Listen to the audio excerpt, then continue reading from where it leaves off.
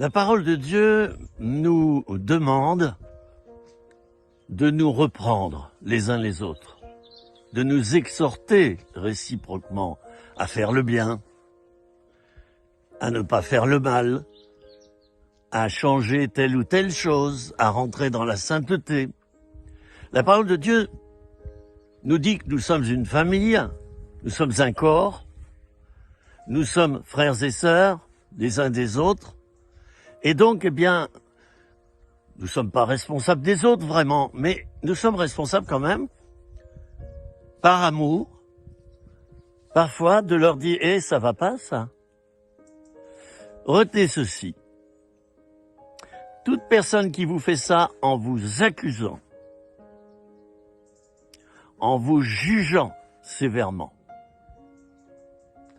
et vous sentez qu'il n'y a pas d'amour, vous sentez, ou du moins vous voyez, parce que le ressenti quelquefois nous ment, eh bien toute personne qui vous reprend d'une manière injuste, dure, cruelle, avec un esprit accusateur, prenez le large. La personne, elle est toxique. Elle n'a pas le droit de faire comme ça. Elle se met à la place de Dieu le Père, même pas de Jésus, parce que Jésus ne juge pas.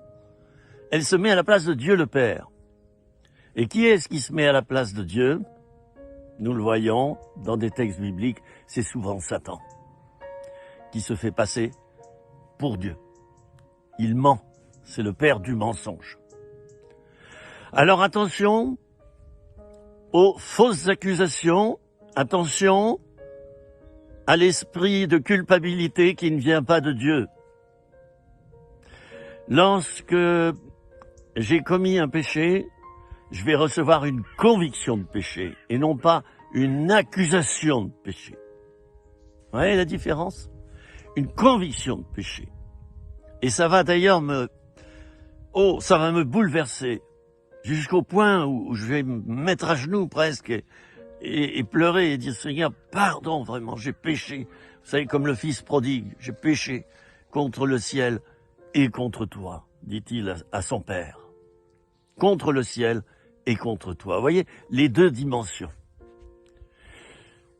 Rejetons l'esprit accusateur qui émane d'un démon, l'esprit d'accusation, et ce démon se choisit des personnes. Elles sont nommées dans le livre de l'Apocalypse. Il est parlé de l'accusateur des frères. Voilà. Alors, faites attention à ceux qui sont revêtus de ce ministère, parce que c'est un ministère, et moi-même, je l'ai expérimenté au travers d'un pasteur. C'est pour vous dire, il y a très longtemps en arrière, très longtemps. Eh oui, il était revêtu de ce ministère de l'adversaire pour m'accuser et pour me livrer et pour me détruire. Heureusement, j'ai pu discerner quelle puissance l'animait. Ne devenez pas comme ça. Ne soyez pas comme ça.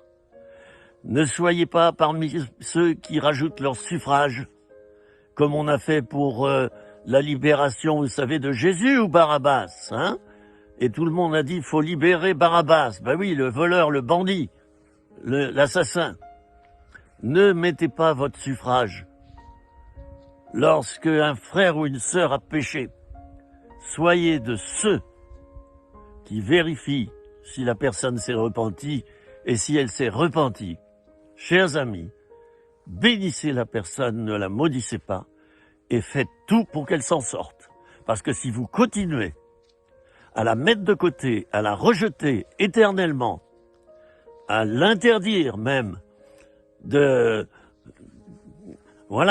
pour le Seigneur et de quantité d'autres choses, vous faites l'œuvre de l'accusateur des frères. Ne soyez pas là-dedans, chers amis. C'était 3 minutes, rien que pour toi, depuis la montagne et la neige. À bientôt.